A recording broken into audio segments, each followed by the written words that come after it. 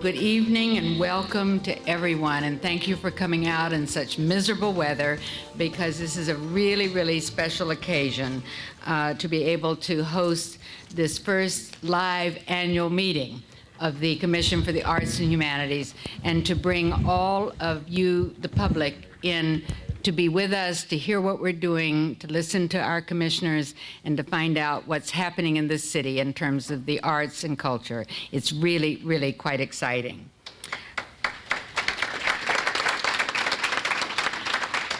I would like to begin by calling the annual meeting of the DC Commission on the Arts and Humanities to order. And I see so many familiar faces in the audience that I'm just delighted that so many of you could join us this evening. I know we have Daryl Gorman, who is the director for all commissions and boards, if you can imagine the job he has to do. And I'm very grateful for his work. And Crystal Palmer is here with us, who is head of our Commission on Motion Pictures and doing some amazing things to try to make people know that they should be here in Washington filming instead of Baltimore or wherever else, right?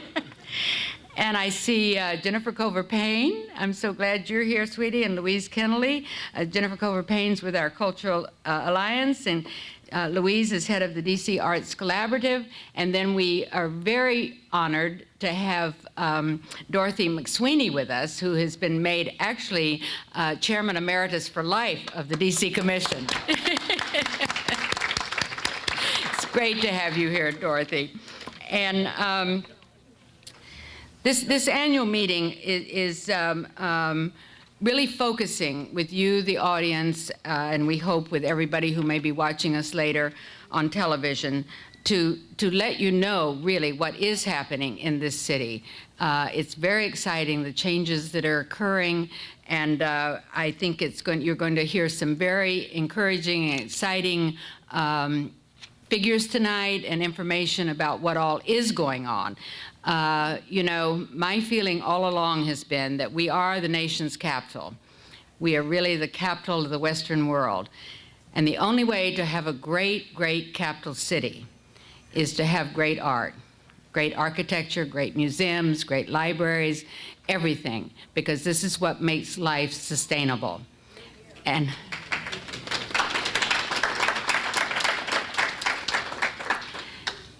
before I move to something which is always very special to me, to introduce an extremely special human being, I would like to take this time to introduce to all of you an amazing group of commissioners that I have the great privilege and honor of working with. They are just really quite spectacular. And so I don't know if I have you in order, but I'm going to go around the table. I think the vice chairman for our commission is Lavinia Wolfhard.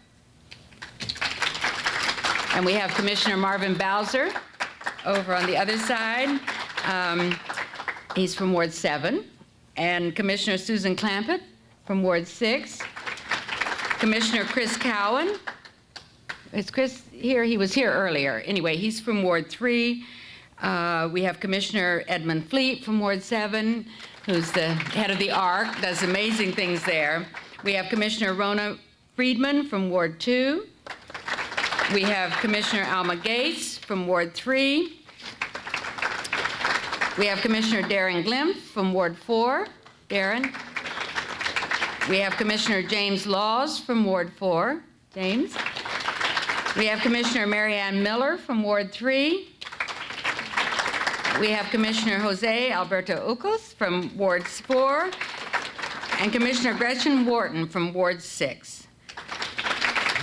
These are all individuals who work tirelessly for the commission and for this city in terms of the arts and humanities. And believe me, it is a 24/7 job with no pay, right? But I am so impressed and pleased and happy to be working with such an incredible group of human beings. And I think you're very lucky as a city to be represented by these men and women. But I want to start now, because this is a gentleman who has a very busy schedule always. But it's going to be my great privilege, my great pleasure, as it always is, to introduce you to somebody that I think we are so lucky to have leading this city. our mayor, Vincent Gray.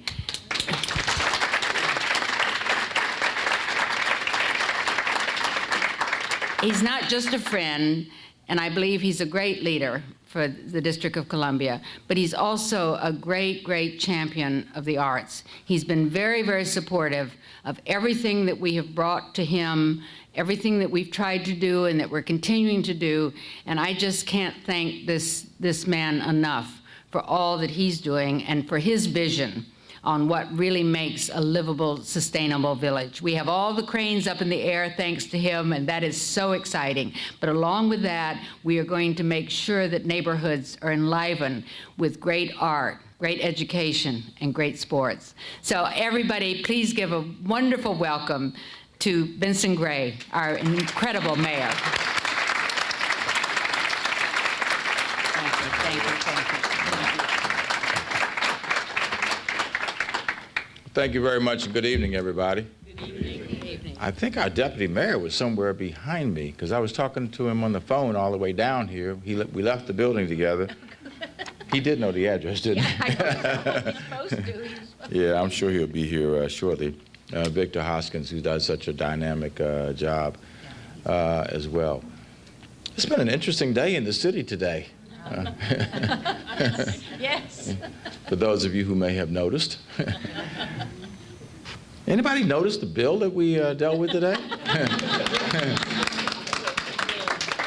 Maybe it's just in good form to pretend that it didn't happen. Well, I won't get into that unless people choose to get into it. But again, I try to make decisions that I think are in the best interest of the people of our city and our city overall. And this is one of those where we try to do that, and we try to do that a lot, virtually every time we make a decision. I want to thank Judith, and I want to thank Lionel for the leadership that they provide. We call them the dynamic duo, because everywhere you see one, you see the other, representing the commission and doing it in such an extraordinary way. I want to thank all the commissioners also. Looks like nobody's absent tonight, right? That's pretty phenomenal to see everybody who has shown up. And I got to tell you, they have some dynamic events. The commission has some dynamic events. Last time I was here, brought literally, yeah. What was it? What was that song? Bring the. What is that song? Brought the house down. Yeah, brought the house down. That's right. Tear the roof off the mother sucker. Isn't that the song? Isn't that the way the song goes? Yeah. Well, it was. I was fortunate or unfortunate enough to have already left, but I came back the next day, and I will say that first of all, it was a phenomenal event in all seriousness, and it was great to see so many people out. I guess we had no idea that the music and the speakers would have such an impact on the building itself. But I came back the next day just to see what the condition of the building was, and the folks from DGS had already been here, and the place was completely cleaned up. And they were ready, Saturday afternoon, they were ready for Monday. So again, it was a great event, and that's all I focused on, irrespective of whether the vibrations, were so impactful that they made that kind of, had that kind of outcome. We've been really delighted to be able to continue to make investments, working with the council to be able to make investments in the Commission on Arts and Humanities in the city. The budget for fiscal year 14 will add $4.5 million to the $8.3 million that already was in the budget. And again, this is one of those where the executive and the council came together to be able to make that happen. We got some additional money after the budget was already done. And I certainly was delighted to be able to support that. And I know good use will be made of those dollars by making grants to individual artists and organizations in the District of Columbia. We also put an additional $2.7 million. Actually, we raised from $2.7 million to $5 million the capital budget to be able to make investments in public art. So that will be a total of $30 million over the next 6 years, over the capital plan, being invested in public art in the District of Columbia. So the $30 million plus the $12 million plus what I know will be additional investments in the future will continue to make the kind of statement that we want to make to the world, that this is the kind of city that appreciates the arts and the humanities. I think, and I'm not the only one who thinks this, you can never be a really great city, a great international city, unless you demonstrate that there is a commitment to the arts. And we're continuing to try to do that. We now have the arts going east of the Anacostia River to the east end of the city. I think it's now called the Anacostia Playhouse that has gone over to Martin Luther King Avenue. We, of course, have the arena stage. We just made a huge investment, for those who don't know, in the Atlas Theater, $6.3 million out of the Community Development Block Grant Fund, so that they would be able to stay financially afloat. They should have a very manageable debt, what remains of it, in the future, and will keep open that wonderful facility that was invested in a few years ago. How many are familiar with the Atlas Theater? It's a great place, isn't it? I went to the Atlas Theater when I was 10, back 143 years ago. Yeah, that was a long time ago, Judith. I'm sorry, Judith. I know you were 153. But again, those are investments that we're making to try to make the point that we care about the arts in the District of Columbia, and we intend to continue to make those investments. You know, we developed the One City Action Plan. Now it's been over a year ago, and there are 3 goals, essentially: growing and diversifying the economy, educating and preparing the workforce for the new economy, and improving the quality of life for all. And I want to congratulate the Commission, and I want to congratulate Lionel and Judith in particular for helping to take the initiatives of the Commission on Arts and Humanities and translating them in so that they are clearly a part of the strategic plan, the One City Action Plan, as we move forward. And part of that economy, you know, it would be good to, I guess it's been quantified, but we talk a lot about $1.1 billion having been generated by arts in the District of Columbia. And I think when you hear a figure that is so enormous, people tend to put it aside as hyperbole. I don't think it is. And it would be great if we could start to do some presentations around the city to help people understand how those dollars, in fact, are being generated. And of course, we're starting to bring the arts back to our schools as well. The arts, physical education, and of course music as well, so that our young people who are talented in those areas have opportunities, and as well they develop an appreciation where it otherwise might be stymied. So we're bringing that back to the schools, and we'll continue to do so. And we're not only talking about the DC public schools, but we're talking about the charter schools as well. Looks like, by the way, we may have an enrollment increase in public education again this year. We eclipsed 80,000 last year for the first time in many, many years in the city. And it would be great to get closer to 83 or 84,000 this year as public education comes back in the District of Columbia. And I think it's easy to translate improving the quality of life for all into what it means for the arts and the humanities. One of the things that you all did that I'm grateful for is we were in a, I would say, somewhat of a precarious situation when it comes to the Lincoln Theater. The Lincoln Theater is one of our real treasures in the city, and it really was at the brink. There was a board, and they all tried extremely hard to be able to make a go of it. And so we stepped in and said, look, why don't we try to be helpful? We'll get the Arts and Humanities Commission involved in this, and let's try to find an organization that can take over the operation of the theater. And we now have a new operator, right? The 930 Club? is now the operator. They have great ideas in terms of making it a diversified arts experience, both performing, especially performing arts here in the city. So you all have a lot going on, and you obviously have a big following. I mean, I look at all the people out here, I look at all the commissioners who are up here, and I wanted to be here tonight just to let you know that I continue to be a supporter. I've been a supporter since I was on the council of the District of Columbia, and I've continued to try to be supportive in my role as mayor. We will work to try to see if we can continue to embellish the budget for the arts in the District of Columbia, and we expect, in generating $1.1 billion, that as we embellish the budget, you all will be embellishing the budget as well, given you know, what the city can use and what you all are doing for us. So thank you all very much. We're going to turn the music on in about 20 minutes and bring down the roof once again. Thank you all very much.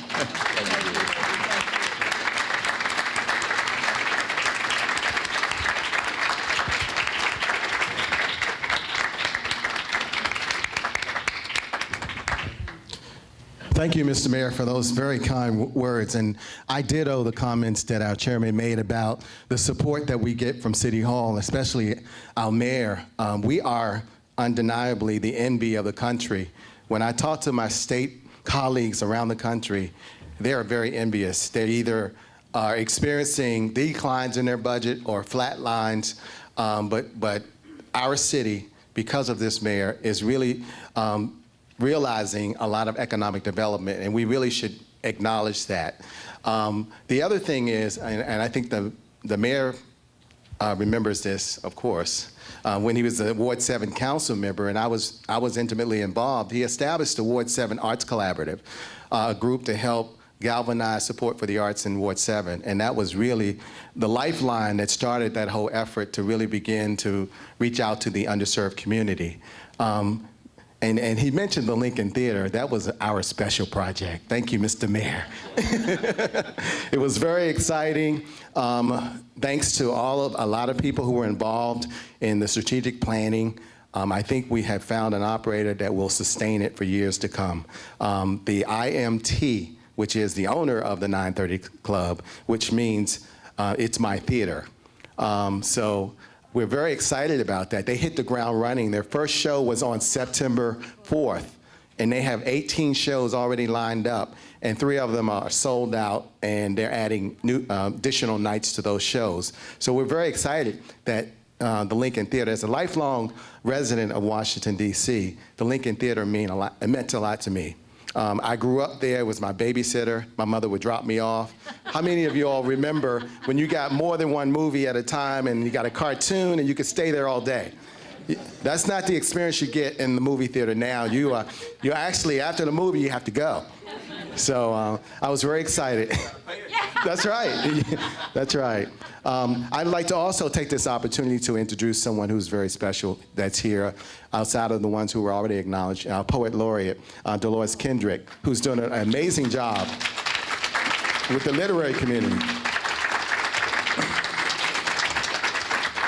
And recently we had a competition with Arizona and California on social media about how many followers we have. And the competition went on, and I would, periodically run into my colleagues at meetings and conferences, and we would cajole each other about who was doing well. Well, at the end of that competition, imagine we have a population of over about 632,000 compared to a population of California and a population of Arizona, and we kick their butt. We have more followers on social media than any other arts agency in the country. That shows how we really are engaging the community. Much like tonight, I want to give you all, and thank you all for braving the weather, for being here. I want to give you all kudos for all that you do in the community. It really means a lot. From the service organizations to the smaller organizations that are in the neighborhoods to the larger organizations, all of us working together to make this the world-class cultural city that it is. And certainly, as we strive to become the cultural capital of the United States, which is the mantra that the chair always talks about, and she says, if you keep saying it, it'll happen. If you keep saying it, it'll happen. So we're going to become the cultural capital of the United States. So we need your help. Already are? Yes, exactly. We have a large responsibility. And so I'm going to also acknowledge the staff that are here and some that are in the back for their yeoman's job and their hard work and dedication to really providing the kinds of service that I'm very proud to come to work and be with, and the energy that they display on a daily basis. So I want to give them a hand. I know a lot of you already come in contact with them and engage them. So their job is to make me look good. So every day I come to work, I tell them, your job is to make me look good. So, but before I turn it over to one of our star pupils who has just come on board, she is a exciting and dynamic administrator and certainly has hit the ground running. I want to acknowledge her efforts in putting all of this together.